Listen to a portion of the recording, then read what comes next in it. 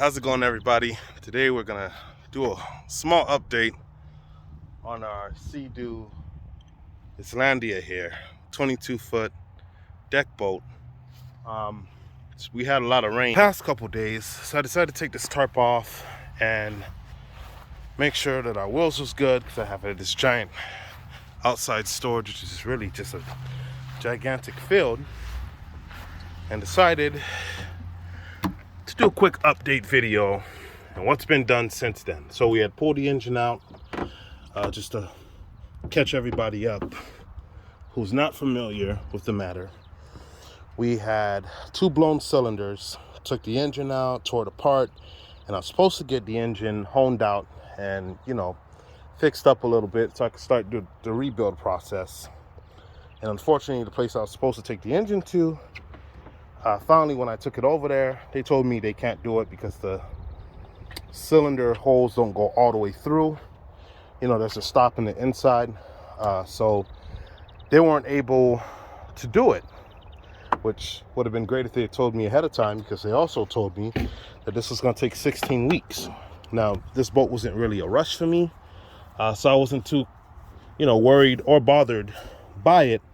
But after figuring out they couldn't do it, I decided to take the part back instead of just leaving it there, and we're going to go a different route.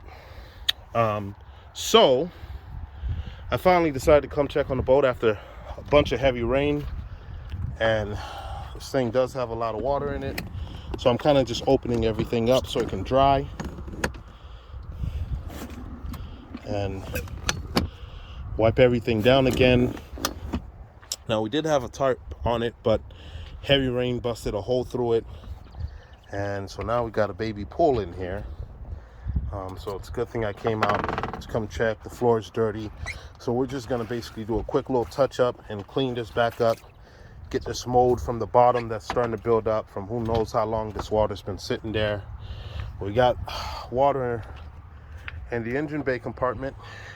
We will be working in here very soon. We're gonna take out that old pump and put in a new one, and I might even install 2 of these instead of just the one. Or if I keep the one, I'll put something with way more power that could push out more than 500 gallons a minute, at least 1,200 or something like that. So that way we'll be in a better situation. We're gonna clean up in here at some point, so it doesn't look like this. And then I'm gonna try to connect some of the things we had disconnected for the battery, with the hopes of letting the Bilge pump itself suck this water out of the boat and spit it back out. I don't have too many things disconnected other than the main battery, so it should be fairly simple.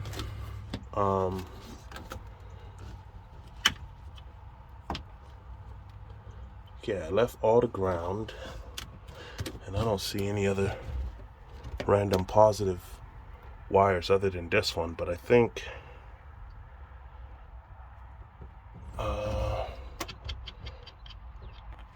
just got to be careful is all. I want to make sure. Oh, there we go. And instantly the pump turned on, which is good. This battery still has some juice in it. And look at that. It does get the water out, but not at no speed that can save anybody's life, if you know what I'm saying. So we'll allow that to do what it do. And it is pulling out the water, so that's good. We'll let that run its course and get all this water out of here.